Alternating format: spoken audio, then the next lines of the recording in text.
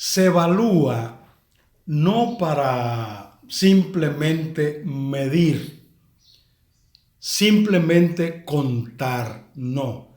Se evalúa para mejorar. Y de eso vamos a tratar en esta oportunidad. Evaluar para mejorar. ¿Qué significado tiene la evaluación de desempeño docente para el sistema educativo? Oh, pero eso es un tema, sabe que es un tema crucial. O sea, como tú decías, uno hace una evaluación porque uno quiere valorar en qué medida, o sea, hay una dimensión cualitativa, en qué medida se están alcanzando los propósitos. Y esa es la razón de la evaluación. Y cuando hablamos de la evaluación del desempeño, lo que estamos diciendo, en qué medida el docente está haciendo lo que debe hacer. En qué medida el docente domina las herramientas que tiene que dominar para generar los aprendizajes en los muchachos, en los estudiantes. Y esa es la función de la evaluación. A mí me parece que es sumamente importante que cada docente, llámese técnico, llámese director, llámese profesor o como se llame, entienda que hay unos estándares, que no es trabajar por trabajar o dar clases por dar clases. No, no. Hay unos estándares, hay unas aspiraciones que ha definido el sistema educativo y es en base a esas aspiraciones que se va a evaluar siempre. Exactamente. Y fíjate que eso es un tema que tú pones que es muy importante porque cuando se trabajó en el tema de los estándares, se previó y de manera muy precisa, y así está estipulado en ese documento que fue aprobado por el Consejo Nacional de Educación, está muy claramente estipulado lo que son esos estándares para lo que son, digamos, los grandes momentos de los docentes. La formación inicial, el ingreso primero a la carrera, la formación inicial, la formación permanente, la formación continua, la evaluación del desempeño y posteriormente, cuando el sistema lo considere, la certificación docente.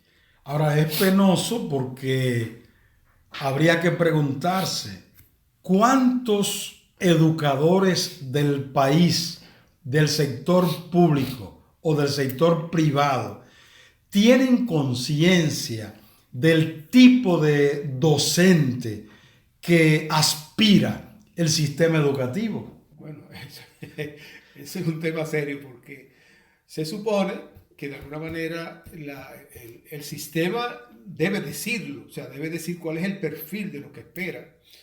Y eso está inclusive hasta en los concursos. Pero también la universidad que forma, que se supone que la universidad forma en función de lo que el sistema decide, la universidad tiene la obligación de decirle al egresado, al joven que esté estudiando, qué es lo que se supone que ella va a hacer la universidad. Porque también el estudiante que está en la carrera, en cualquier carrera, debería tener la oportunidad de poder decidir si efectivamente la universidad me está formando. Y si cumple el perfil de lo que yo estudio, si cumple con esos parámetros esperados. Exactamente. Es una pena porque la verdad es que cuando hay concurso es demasiado la gente que tiene un pobre desempeño. Incluso ha habido ocasiones en que se ha pensado en la necesidad de bajar un poco el estándar. Sí, así es. De hecho, en el último concurso, fíjate que se inscribieron para el concurso más de 70.000 personas, para unas 19.000 plazas que estaban en principio disponibles, según decían las autoridades de educación. Más sin embargo, en una primera convocatoria que se hizo para ese concurso, apenas alrededor de 6.000 profesionales de la educación pudieron, digamos, eh, sacar las calificaciones, obtener las calificaciones que lo acreditaba como para poder ser efectivamente nombrado como docente. 6.000. Después hicieron algo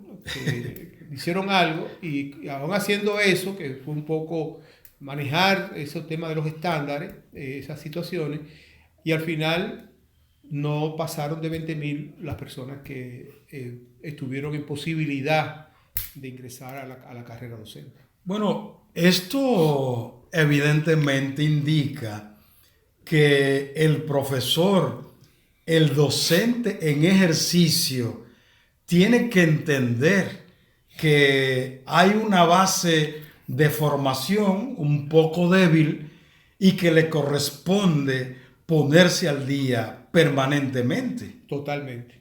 Decíamos la vez pasada, Adalberto, yo creo que eso es un tema que es bueno recoger.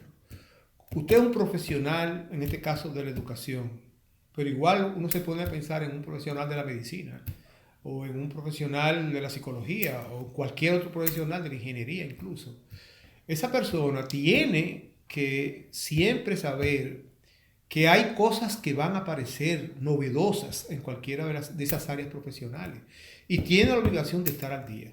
En educación, de hecho, es mucho lo que se ha avanzado en los últimos 20 años en términos, digamos, de lo que son las consideraciones que explican la buena enseñanza o incluso los aprendizajes. Por ejemplo, hoy uno sabe muy bien que a pesar de que siempre se dijo que la variable más importante para explicar los logros de aprendizaje era la condición socioeconómica, sin embargo, hoy las investigaciones nos dicen a nosotros, no es solamente eso, cuidado con eso, porque un jovencito o un niño pobre, de una familia muy pobre, donde en la familia se valore la educación y tenga altas expectativas, tiene muchas probabilidades de aprender mucho. Quiere decir de responder a los retos que plantea la formación, lo que plantea la escuela. Quiere decir que sabiendo eso, teniendo uno esa evidencia, entonces uno dice, bueno, entonces yo tengo que entonces crear las condiciones para hacer posible que todos los estudiantes aprendan. ¿Cuáles expectativas genera la convocatoria de evaluación de desempeño docente para el año 2023? No de los 2023, todas las evaluaciones de desempeño docente que se han hecho, siempre la expectativa es el aumento salarial, lamentablemente. Y es porque en el caso nuestro es el único país. Incluso yo estuve haciendo una indagación en Europa, en toda América Latina, en Estados Unidos, Canadá. Nosotros somos el único país en que el porcentaje de aplicación de los incentivos es tan alto. En Brasil, el porcentaje de aplicación por desempeño, por evaluación de desempeño, no llega al 2% del salario. Nosotros tenemos del 7 al 32%. Eso es una locura. Porque estamos diciendo que aún aquella persona que tenga calificaciones muy bajas, bueno, va a tener un mínimo, que es el 7%. O sea que no importa cuál sea el desempeño, ya ganó. Ya ganó. 7% de incremento salarial Mínimo. aunque no haga nada con la prueba. Así mismo es. Así mismo es. Entonces, eso yo digo que cuando una evaluación se hace de esa manera, lógicamente ya distorsiona todas las expectativas.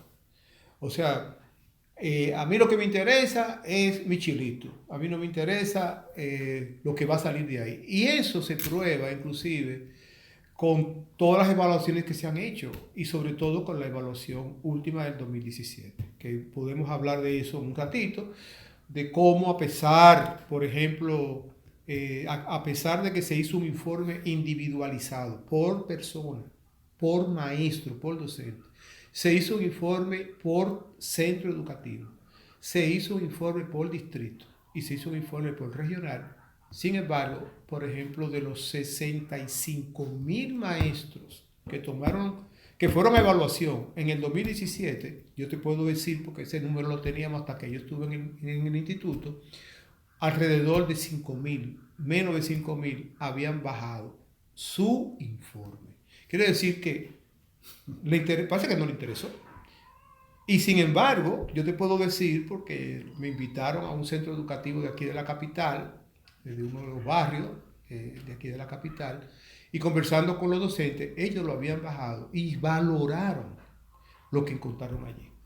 A mí me parece que el ministerio debería establecer en el calendario escolar incluso un periodo para que cada escuela, cada centro educativo tenga su informe, lo baje y se dediquen a estudiarlo, a conocerlo, para entonces establecer algún tipo de estrategia de trabajo para mejorar en la parte que hayan aparecido como débiles. Mira, entre las recomendaciones que se hicieron aquella vez del 2017-2018, una fue efectivamente eso. Incluso se llegó a hablar para que pudiera ser hasta más efectiva, que se utilizara a través de los medios de comunicación, sobre todo la televisión, que se pudiera utilizar esos resultados a nivel nacional como para orientar a los centros educativos, a los equipos de gestión,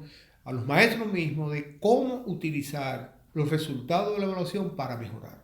Se llegó a plantear eso. Se llegó a plantear de que, eso que tú decías, que se haya una semana, unos días de discusión sobre esos resultados, pero sobre todo de sacar conclusiones ellos mismos, ¿no?, de esos resultados. Sobre todo sabiendo que dónde están las debilidades, dónde falló cada quien. Claro, claro. Bueno, a propósito, ¿cuáles fueron los resultados de la evaluación del desempeño docente en el 2017? Bueno, yo tengo esos números muy, muy claros. Cuando veo a nivel general, nosotros teníamos 4 categorías que se utilizaron esa categoría a partir de los resultados. Una categoría que era el maestro destacado, que se utilizó como criterio que tuviera calificación de 90 a 100. Después el profesor competente, el maestro competente, el docente competente de 80 a 89. Y así el básico, que iba de 70 a 79, y después el insuficiente, menos de 70. Hay que recordar que en educación media, para que un muchacho pase una asignatura y pase de curso, mínimo tiene que tener 70. Claro. En básica es 65, pero mínimo 70. Esas son categorías que inclusive yo personalmente la veo, por ejemplo, la destacado, decir que una persona porque tiene 90 está destacado, yo creo que pudiéramos ser un poquito más exigentes, pero bueno, esa fue la que se consensuaron, incluso con el gremio, con la Asociación Dominicana de Profesores se consensuó esa categoría. Fíjate en los resultados del 2017. ¿Cuántos docentes, qué porcentaje de docentes cayeron en la categoría inferior, vamos a llamarla así, que es la categoría de insuficiente? Es decir, aquel que no domina los elementos básicos de lo que tiene que hacer. Que vale decir, la evaluación del desempeño 2017, lo que evaluó fundamentalmente fue el dominio de lo que el maestro hace o debe hacer en el aula. Ni siquiera el dominio del contenido de la asignatura. No hubo tiempo, no había tiempo para eso. Sino la didáctica, fundamentalmente la didáctica. Y tú dirás, bueno, eso es un elemento fundamental. Claro. Del dominio de la didáctica. Pues mira, en la categoría inferior, que fuera los docentes que cayeron en la categoría insuficiente, está el 38.1%. El 38.1%. Ese es un número bastante alto, ¿verdad? Muy alto. Al que esté matemática, una vez diga de los 65.000 que se evaluaron, ¿qué significa 38.1? Eso son muchos. Y entonces en la otra punta del palo. En la otra punta, es decir, en aquella categoría que son los docentes destacados, el 2.90. El 2.90. Una barbaridad. Así mismo es. Y fíjate, esa información que yo estoy diciendo a nivel general, En el informe que se le entregó a las autoridades y se entregó a todo, eso se divulgó por todas partes, da esa información a nivel nacional, a nivel regional, a nivel distrital. Pero en el informe de centro, ahí está esa información. O sea, el centro podía saber en qué promedio, en qué lugar cayó como promedio, o en qué lugar cayeron sus docentes como promedio, pero lo mismo docentes. Quiere decir que todos tenían esa información, que nosotros entendíamos que era una excelente oportunidad para desarrollar inclusive intervenciones regionalizadas en los territorios. Yo tuve la oportunidad de visitar varias provincias con esos resultados. Y una de las provincias que trabajé con ellos mucho fue Barahona, San Juan y Bauruco, las 3 provincias. Que en esa evaluación, precisamente, la regional 18, que es la regional de Bauruco, fue la que tuvo los resultados más bajos. ¿Por qué? Porque se puede decir, en sentido general, en la regional de Bauruco, prácticamente no quedó ningún docente en la categoría destacado. Y no había mucha dispersión tampoco. No. Es decir, que había... No, eso es lo más, pero mira, eso es lo más complicado. O sea, cuando calculábamos el problema digamos, de la dispersión, para saber qué tan homogéneos fueron los resultados, es que la dispersión fueron relativamente bajas. Quiere decir que eso era un problema generalizado en los docentes. Y yo recuerdo que los docentes, las autoridades que estaban presentes en la reunión de Bauruco, me argumentaban y decían ahí que ellos habían hecho grandes esfuerzos, inclusive llevando a algunos técnicos de las universidades para que lo ayudara un poco a trabajar todo eso. Digo yo, bueno, miren, yo no voy a hacer juicio, no podemos hacer juicio de lo que pasó allí, pero definitivamente esos son los resultados que pasó en Bauruco. Ahora, incluso tú te puedes sorprender cuando tú dices, bueno, entonces yo esperaría que la regional, la regional que tuviese los mejores resultados fueran la regional de la capital. Tú esperaría eso. Sin embargo, un distrito de la regional 15, que es el distrito emblemático en el sentido de decir, bueno, ahí está lo mejor, el distrito 1503. En el distrito 1503, el porcentaje de docentes que cayeron en la categoría insuficiente estaba por encima del 50%. Imagínate. Entonces tú dices, pero eso es serio, eso es muy serio. Quiere decir que esa evaluación tuvo demasiadas oportunidades para hacer planes de mejora, porque se podían hacer planes de mejora nacionales, reconociendo cuáles eran los temas pendientes a nivel nacional, pero también se podían hacer a nivel regional y a nivel distrital. Yo entiendo que la pandemia del COVID-19 impacta negativamente sobre los profesores, sobre su desarrollo como tales. Entonces, esto pudiera significar que la evaluación por venir quizás no se va a distanciar mucho y cuidado si va a ser peor. Si utilizan los mismos estándares que nosotros utilizamos, yo no puedo esperar que sean mejores, porque es otro tema. Es decir, fíjate que para hacer esa evaluación nosotros tomamos el documento de los estándares. Ese documento fue base. Se discutió con todos los participantes de las comisiones nacionales y las comisiones técnicas, y de esos elementos, de ese documento, se sacaron aquellos indicadores que podían ser medidos o observados. Porque te voy a decir que en la evaluación habían 6 herramientas evaluativas en sentido general. Estaba una prueba de conocimiento que la llamamos el ejercicio profesional, era como para ver qué tanto había conocimiento de lo que son, digamos, las didácticas, las estrategias, todo eso que un docente debe dominar.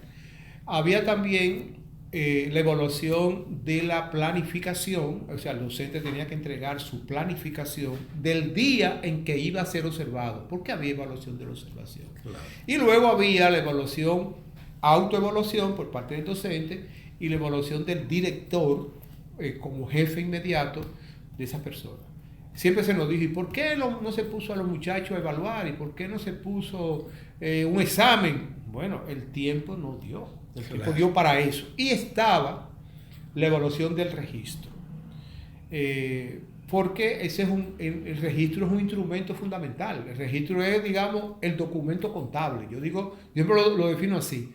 El registro viene siendo el documento contable de la escuela. Porque ahí es donde se asienta la vida académica de los estudiantes. Ese registro tiene que estar clarito.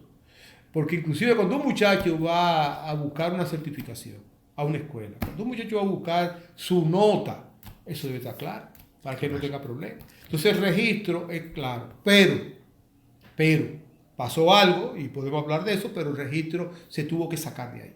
No se pudo utilizar. Entonces quedaron las 5 anteriores. La autoevaluación, la evaluación del jefe, el ERP, ejercicio del rendimiento profesional, la observación de aula y la planificación. Esas fueron las que quedaron. ¿Qué te puedo yo decir de esa?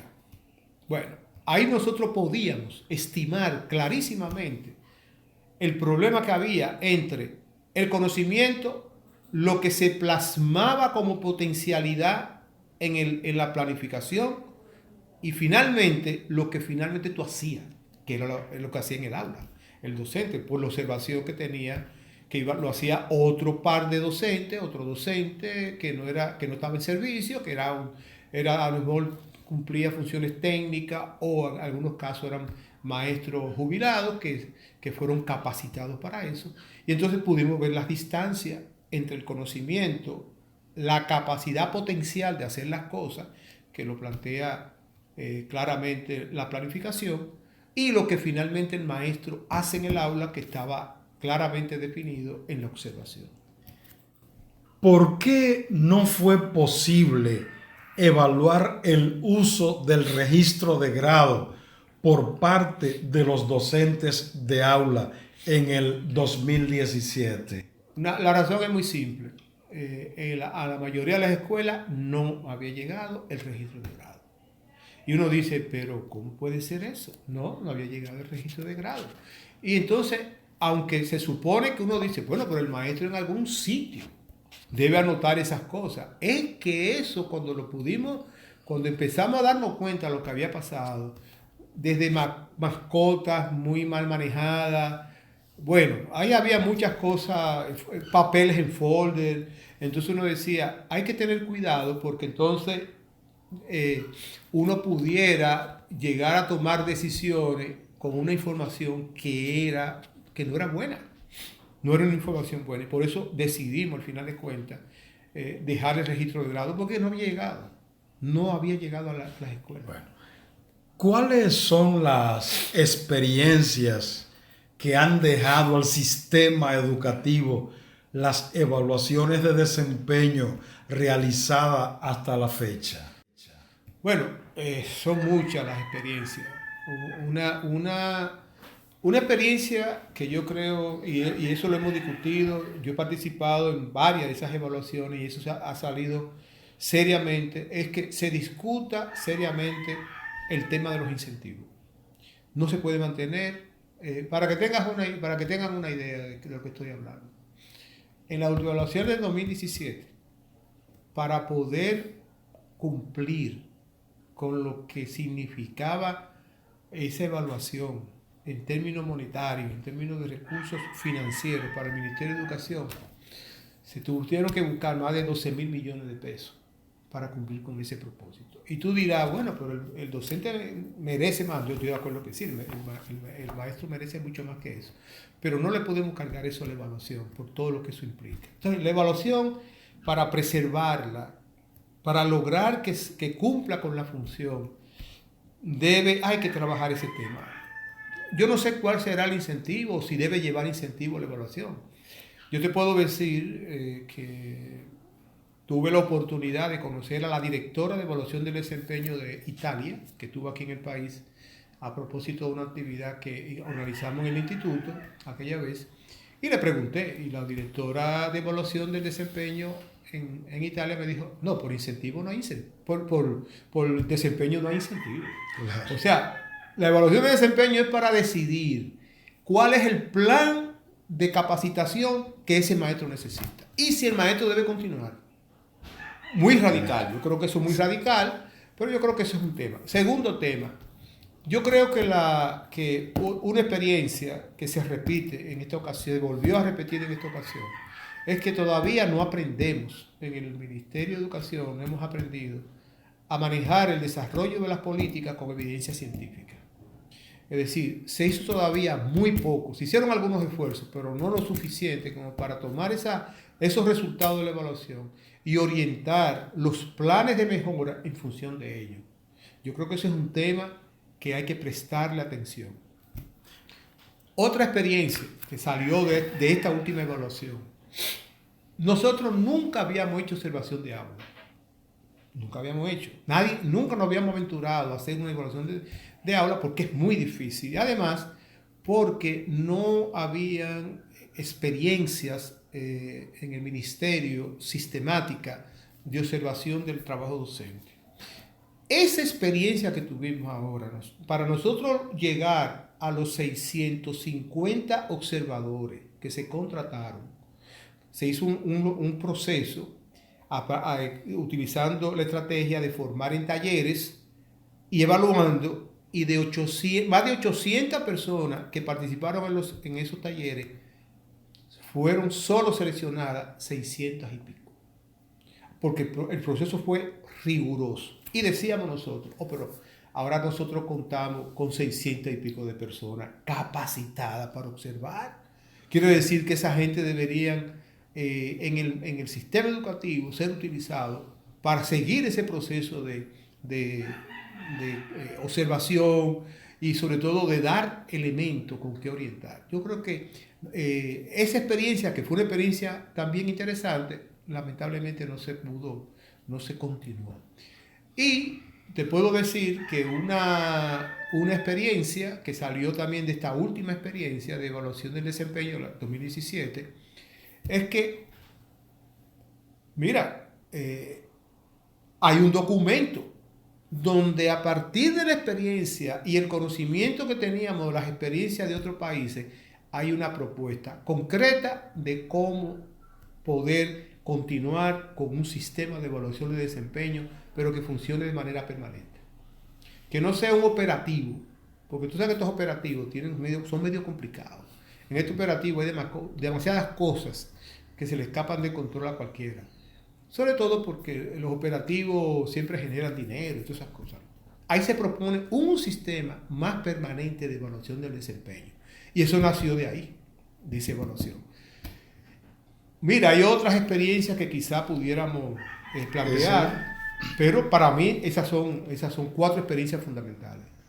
Viendo todas las experiencias que hemos tenido, ¿cuáles tareas tú piensas deberían ser emprendidas por los profesores, por los distritos?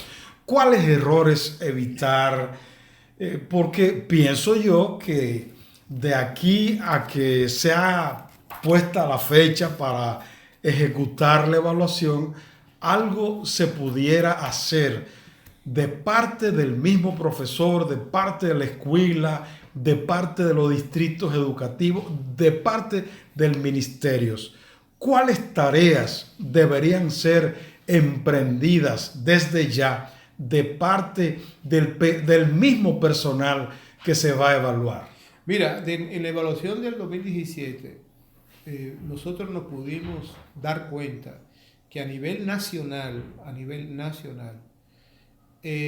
la herramienta donde se mostró la mayor debilidad, y uno pudiera decir entonces, es la herramienta a la cual nosotros deberíamos poner mayor atención, es el tema de la planificación. El plan de clase. El plan de clase.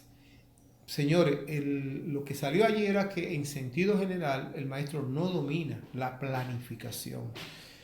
Incluso, de muchas maneras, en menor medida, hubo docentes que no entregaron la planificación porque ellos dijeron que ellos no planificaban.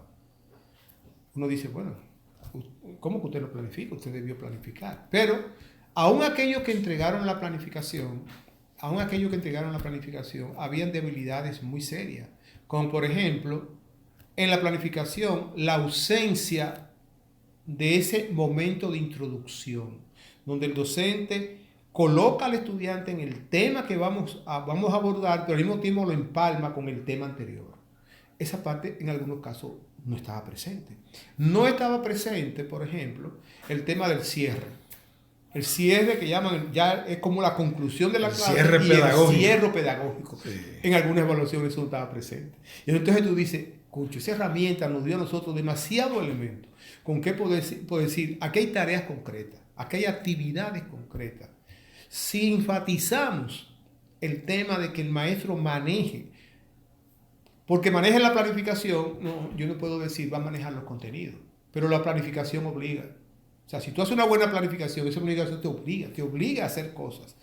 Si logramos realmente a poner énfasis en la planificación, yo creo que vamos a lograr cambios importantes. Yo recuerdo que en el 2015, 2016, que tuvimos en el instituto, en el congreso de aquella vez, tuvimos la oportunidad de que vinieran 4 personas de Finlandia. 2 de ellos eran docentes de escuela finlandesa, o sea, no eran funcionarios, docentes, maestros de escuela.